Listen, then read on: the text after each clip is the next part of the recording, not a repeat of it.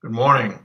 Um, this is May the 6th, my best friend's birthday from Alabama. It is Wednesday and 1 week before the big day. Not only the end of school, but also the AP exam. You know, while we're on that, let me apologize for, bombarding you with just tons of stuff about the AP exam. If you look on YouTube, actually, under AP exams, there are actually timed exams now, practice questions that you can utilize um, if you're up to doing that. Me, if I had the choice between doing that and watching a rerun of Friends, you can always watch a rerun of Friends on May the 14th. So, time is of the essence now. And so today we begin a new unit, which you should have seen in Canvas if you don't already have it. Basically, the common name for this unit is Life Under the Old Regime, Life Under the Ancient Regime. Basically, it means what was life like in Europe prior to the French Revolution. The French Revolution changes everything. Well, what was life like in Europe in the 18th century? So let's go, shall we? Pre-French Revolutionary Europe was based on four things. Do you have the study guide up on your computer? I'll talk while you look, scrap that up, pull that up. I was invited to the AP reading again, which means to read from home 7 days, 8 straight hours a day. And then yesterday, the first thing they do, you have to make sure your computer is compatible. I don't think mine is. And so I may not be reading it. And you know what? I'll miss the $1,500, but at the same time, I would not look forward to reading, 7 straight days, not a week of 5 days, 7 straight days. And if you're doing it in Kansas City, you got friends and, everybody else is doing the same thing, but to sit in your house for 7 straight days, that's, yeah. Anyway, I am thinking maybe I should buy a new computer, though, although I have so much stuffed into this computer. I have a Mac, a desktop, and I love it.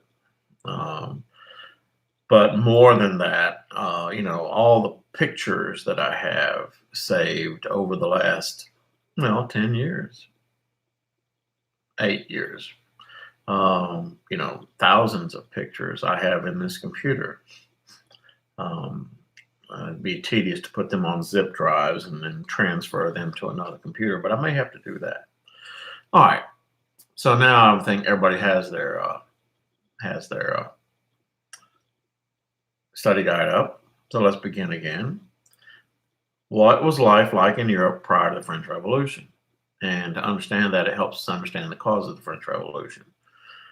Because the French Revolution is the thing. It's no coincidence that the third quarter of this course ends with the French Revolution. I'm sorry, the second quarter of the course ends with the French Revolution. Third quarter then goes from 1815 to 1914. It's in there. Pre-revolutionary Europe was based on 4 things. I know I have 6 listed there, but it's the first 4. The aristocratic elites that possessed a wide variety of inherited legal privileges, meaning the clergy and the nobility could do lots of things that everybody else could not do. Established churches, that being primarily the Roman Catholic Church in much of Europe, but also Protestant churches in Northern Europe that were established, the Lutheran Church, the Anglican Church in England, intimately related to the state and bureaucracy, aristocracy. What does that mean? Well, it means, and I think I went over this in the last unit, a lot of officials in the Roman Catholic Church occupied seats of power in the secular governments. This was especially true in France. A lot of church clergymen, archbishops, etc., also served as high-ranking officials of the French government, meaning very powerful. They could wield a lot of power and also made themselves wealthy. C, an urban labor force, usually organized into guilds. Guilds, there was a glassmakers guild, there was a carpenters guild, there was a silversmiths guild, there was a shoemakers guild, etc., etc., etc. Kind of the precursor of our labor unions. And then finally, a rural peasantry, which made up the great majority of the population throughout Europe, subject to high taxes and feudal dues. High taxes, that of course means, but feudal dues meaning such things as they had to bow when members of the nobility, were in their presence. Just to begin, they could not, even if they had the money, the wherewithal, they could not dress the same way that the nobility did. And once again, these people represented the great majority of the population, and their lives were from very birth set. And so, yeah, those are the four things. The peasants, through petitions and revolts, wanted the right to certain lands, such as hunting and fishing rights, wanted rights in court, grievance procedures, the quality and the quantity of the grain harvest remained the most important fact of life for most of the population, because until the potato takes over Europe, harvesting grain, wheat, barley, oats, harvesting the grain was the staple of life for these people. And in Northern Europe, grain harvest could be fickle, because of the rain. Grain is a crop that grows better in drier climates. The potato can take a lot of rain. Anyway, back to the matter at hand. So the grain harvest was the most important fact of life because bread for most of Europe was the staple of life and the gravest concern for the government. A bad bread harvest could mean, a bad wheat harvest could mean a discontented populace and also a revolt. It happened in Russia quite often. Roman II, the old medieval laws and customs remained often on law books and were enforced rigidly during the 18th century. Old laws and customs that were first brought in when the nobility actually did something, such as protecting you from marauding tribes, invaders, etc., etc. Well, they didn't do that anymore. That was, there were no more marauding tribes, and yet the peasants still had to bow. And, for example, these laws forbade one class, primarily the lower classes, dressing like the upper classes, even if they had the wherewithal. The idea was to make each class visibly distinguishable. 18th century Europeans did not enjoy individual rights. The rights you had belonged to the group you were a part of. Upper classes enjoyed privileges such as exemption from taxation or military service.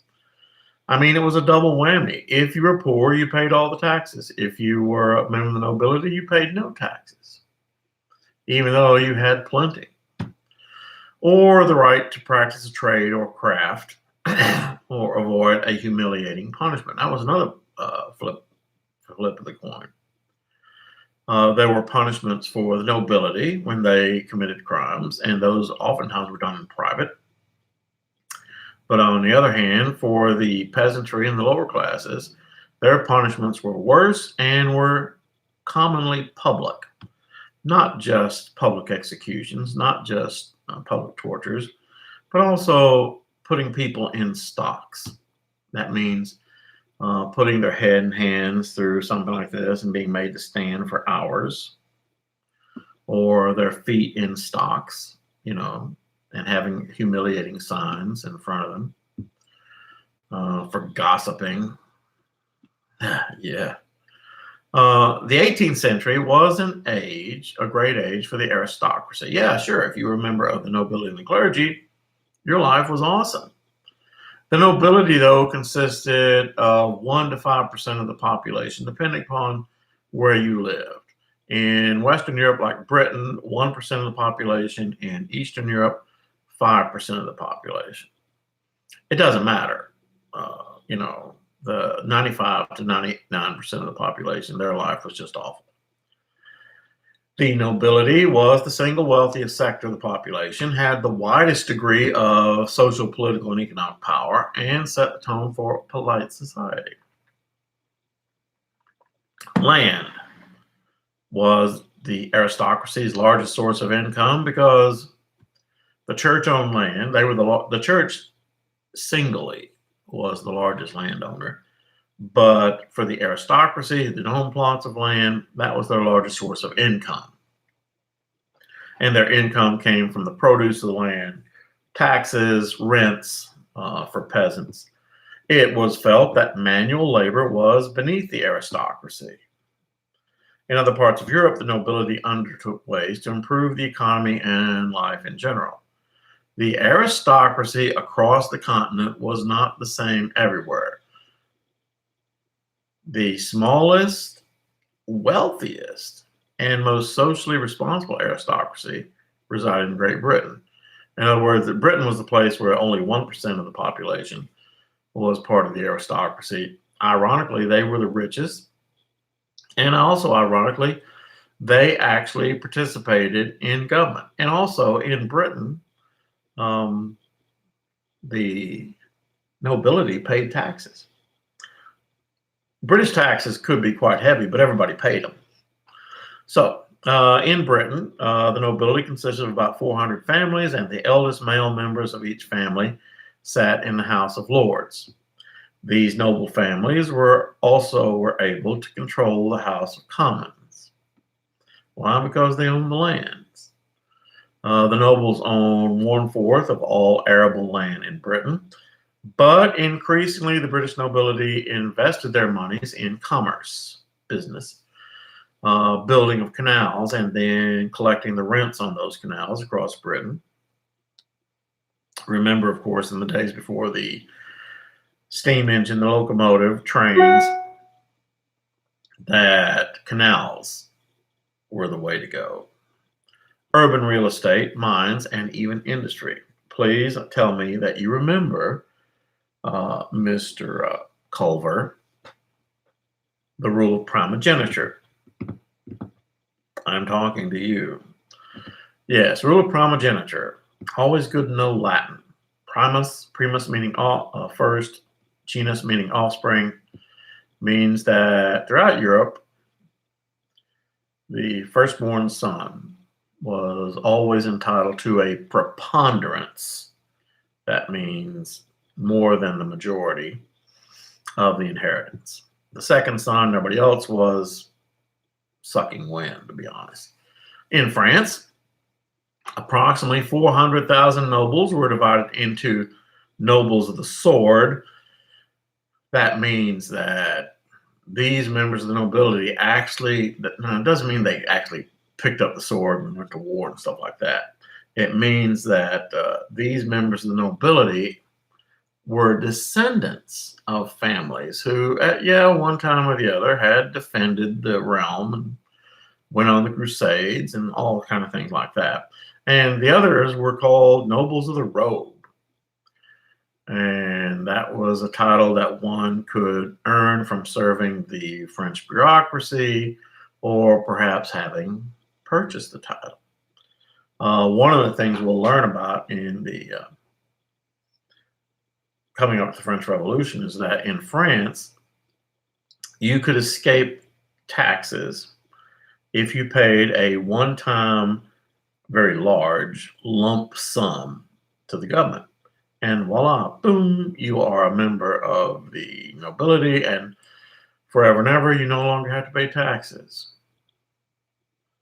So the nobility were divided into those connected with Versailles in France. In other words, those who were, actually got to go live in Versailles, had connections with the king, and those who were not, called the hobereaux.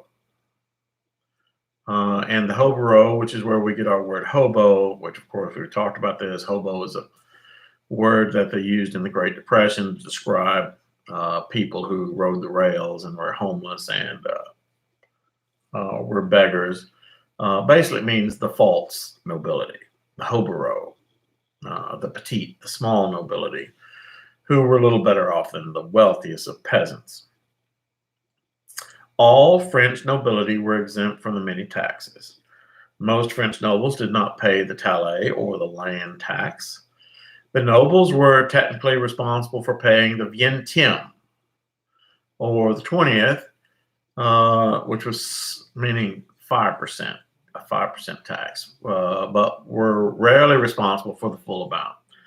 The nobles were not liable for corvées or forced labor. Obviously, they don't do work.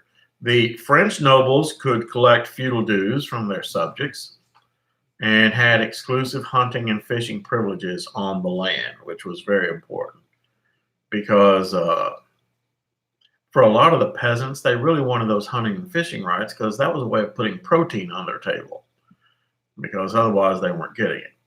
East of the Elbe River. Now, the Elbe River is not as famous as the Rhine River, but the Elbe River runs south to north. It's a smaller river in Germany, empties into the Baltic, I believe. And normally most people agree that the Elbe River separates, you draw a line down from the Elbe River, separates Western Europe from Eastern Europe.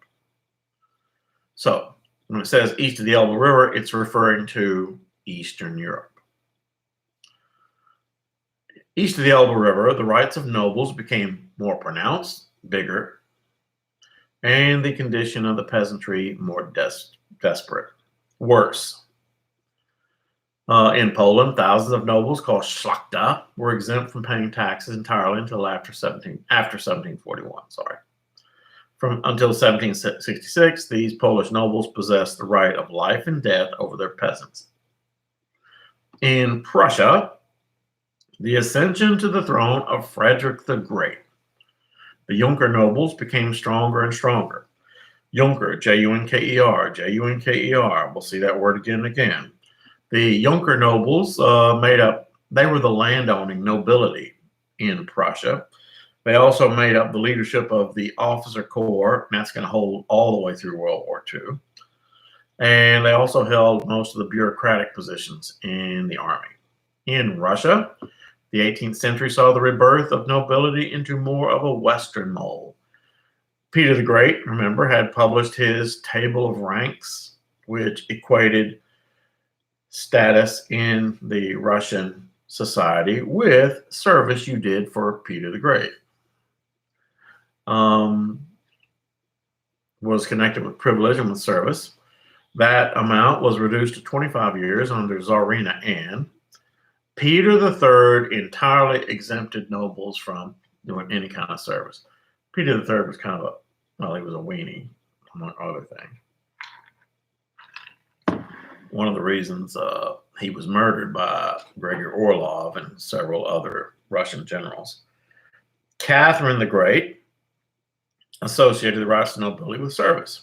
She instituted what was called the Charter of Nobility. If you do stuff for me, Catherine the Great, then you'll have a higher rank. It included the right to confer nobility status upon a wife and children, the judicial protection of nobles' rights and properties, power over the serf, and exemption from taxes. The 18th century saw the aristocratic resurgence. Nobility wanted to hedge power against the rise, and it should be the rise of, let me fix that, the rise of the king. Yes, that should be the rise of royal authority. Yes. The aristocratic resurgence was when the nobility wanted to hedge power. That means to get a firmer grip on their power versus the rise of the authority of the king. One, it made it more difficult to just become a noble, so that being a noble was more special. Two, push to reserve slots in the officers' corps, the bureaucracies, the government ministries, and the church exclusively to the nobility. Use the parliaments, those are those councils in France made up of members of the clergy and members of the nobility. Use the parliaments against the king. Sought to gain further exemptions from taxes and more collection of feudal dues from the peasantries. Okay, next, I'll say we are on Roman numeral 6, yes. Land and its cultivation was the basis for the economy in most of Europe the 18th century. In the 18th century, well over 3/4 of the population lived in rural areas. That will change markedly in the 19th century, but we're not there yet. The 18th century, still the century when Europe was a big fat farm.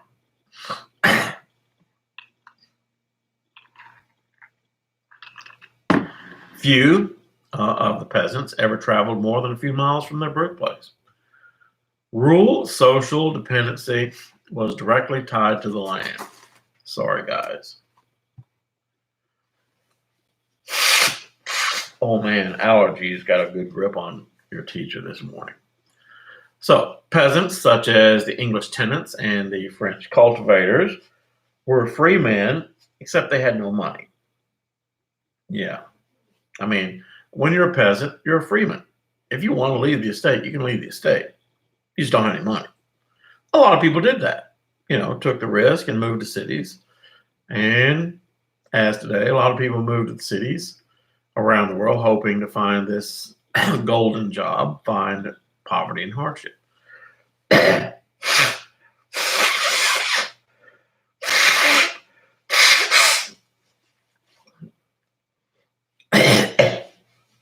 As you know,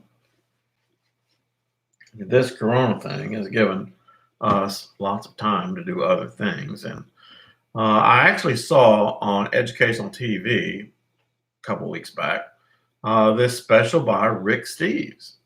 And instead of being in Europe, Rick Steves actually went to two places primarily, Ethiopia and Central America, to talk about poverty. It was very interesting. Rick Steves is just, he's one of the great educators of the modern era. And he talked about how, same thing, that in much of the world, people who farming is not doing it for them migrate to the cities and thinking there'll be a job there. But oftentimes those same people end up literally living on garbage dumps and making a living scavenging through garbage dumps, looking for things they can sell or recycle or something like that. Yeah, it's a pretty interesting series. About an hour series. Sorry. Serfs. Remember, serfs are slaves. Serfs, as found in Eastern Europe, were tied, as were their children, to the land and were almost slaves. They were slaves. Ownership of land meant everything. Not owning land meant an absence of power and control over one's own life. On the continent, the burden of taxation fell upon the tillers of the soil. Okay, The power of the nobility and the plight of the underclass increased as one traveled. I got that wrong. Should be west to east. I'm fixing that. Traveled west to east. Yes, across Europe. So as you travel from Western Europe, Britain, Spain, France, well, not Spain, Britain, and as you travel east, the power of the nobility grew, and the terrible lifestyle of the peasants also grew. Nearly all French peasants were subject to feudal dues called banalities. These, once again, are not necessarily monetary payments, but they're things you had to do for the Lord. And bowing and things like that are just part of it. These included required for use payment of the seigneur's mill to grind grain for your bread. So you're a peasant, you live on the Lord's land, you live in the worst part of the land, you pay rent to the Lord, you grow your crop there, you have to give part of that to the Lord, and the grain that you're going to use for yourself, you are required to take it to the Lord's grist mill, where it's ground into flour for your bread, and then you have to pay for the use of that. It really is a type of economic slavery. The seigneur could also assign a certain number of days per year of the peasant's labor, called the corvée, a tax paid in labor. In the Austrian Empire, it was called the robot, and in Western Europe, it was called the corvée, a tax paid in labor. Even though many monarchs tried to ease the plight of the peasants, it was to little avail, especially in Eastern Europe. In the Habsburg land of Austria, law and custom required the serfs to provide, there it is, service or robot to the Lord. Russia was home to the worst treatment of serfs. Russian landlords looked upon serfs as economic commodities.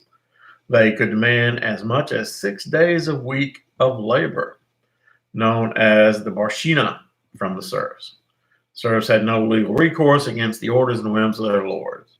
Russian serfdom very equal to slavery. In the Ottoman Empire, peasants were free, but the nobility constantly tried to keep them under servitude. The domain of the landlord, meaning his property, was called a sift. The landlord in the Ottoman Empire was often absent. In other words, he wasn't there, and he ruled over the sift through an overseer, who oftentimes was worse than the Lord himself. Balkan peasants often became largely dependent upon the landlords, though never to the extent of Eastern Europe or Russian serfs. Peasants, of course, sometimes revolted against the harsh rule. Peter the Great gave entire villages of peasants to certain nobles. Catherine the Great confirmed that practice in exchange for the nobles' political cooperation. Well over 50 peasant revolts in Russia occurred between 1762 and 1769. Okay, I'll look at that later. And that was during the reign, boys and girls, of Catherine the Great. 50 peasant revolts. The worst of these was Pugachev's rebellion. And I talked about it a little bit yesterday, where this guy named Pugachev, a peasant, a deserter from the Russian army, suddenly got this idea that it was able to actually convince other people of, that he was the embodiment of Peter III, Catherine the Great's husband, the one who had been murdered. And he actually got a lot of the peasants following him, started this revolt, destruction of lots of property, murdering a lot of Russian nobility, saying that he was coming for Catherine the Great. And Catherine the Great was only able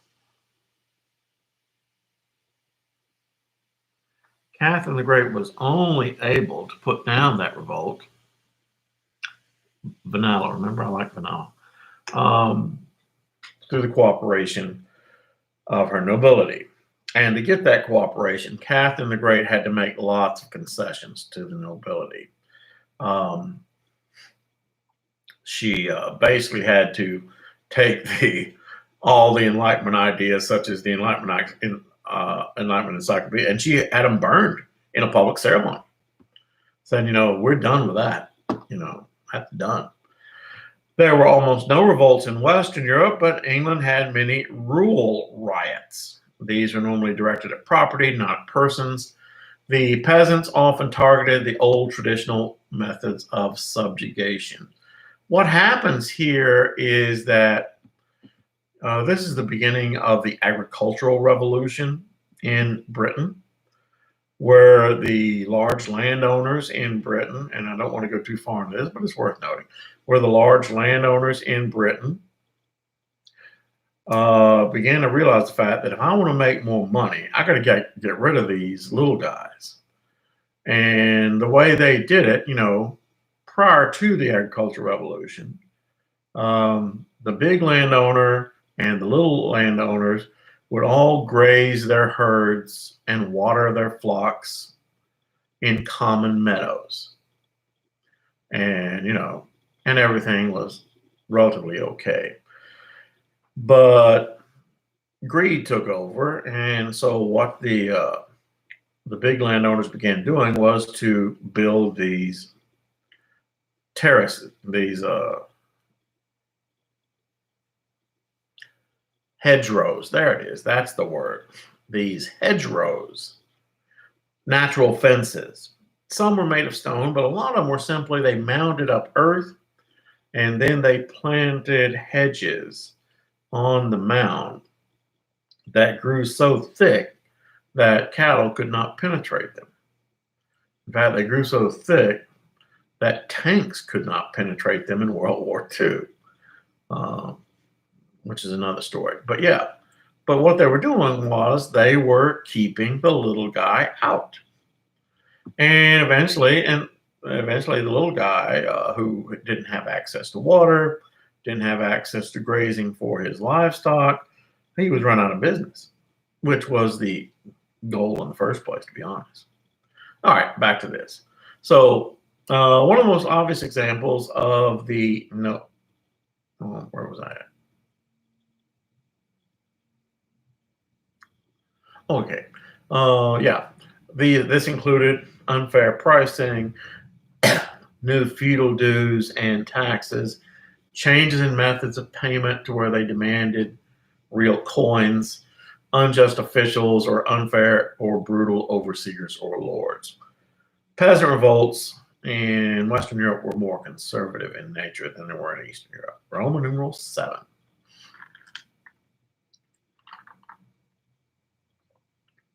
One of the most obvious examples of the nobility's dominance over the peasantry was the English game law. English landowners had almost exclusive dominance over all hunting rights. That included all game in the forest.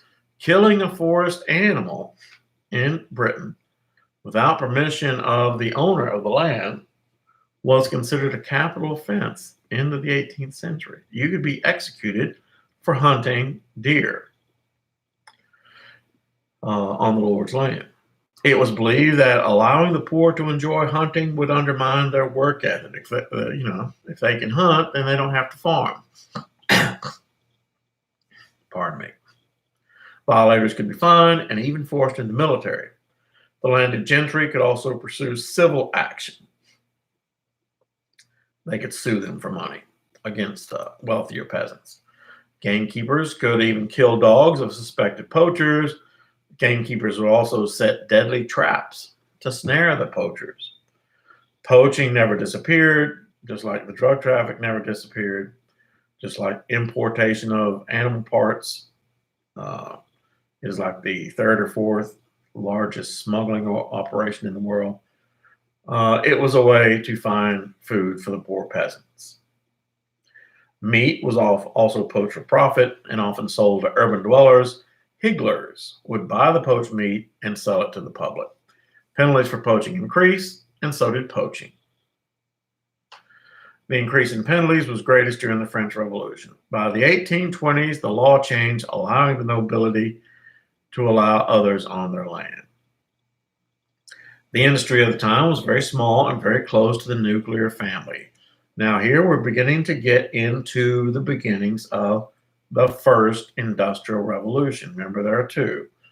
The first industrial revolution is more tied to small industry, cottage industry, where the business is run within a home, within a family. They normally live next to a stream. The stream provides the water to do things like to weave cloth, to turn wool into cloth, et cetera, et cetera.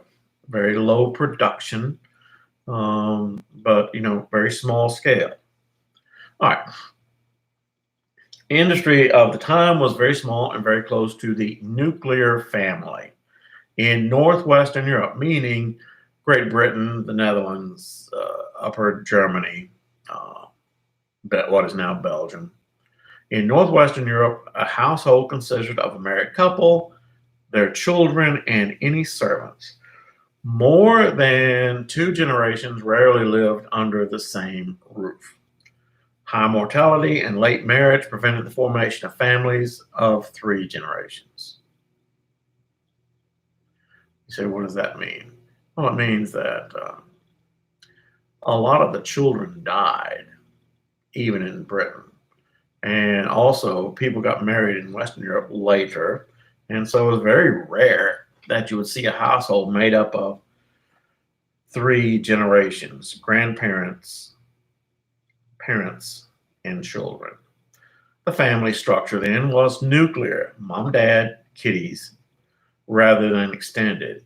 An extended family means grandparents, grandchildren, aunts, uncles, cousins. That's extended. So,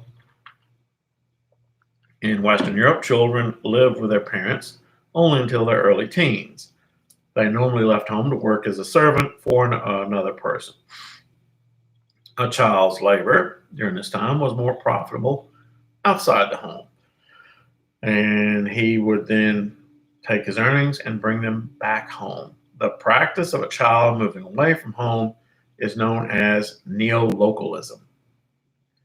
The average age of marriage in Western Europe, 26 for men and 23 for women, which by those standards was considered very late. Frequently, a woman was already pregnant at marriage. Premarital sexual relations were common. So don't let your parents tell you any different. Back when I was there, we never did that. Maybe they didn't, but somebody was doing it.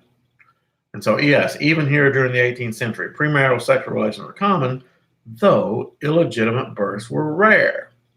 Now, that meant, sometimes the person who got the female pregnant married her.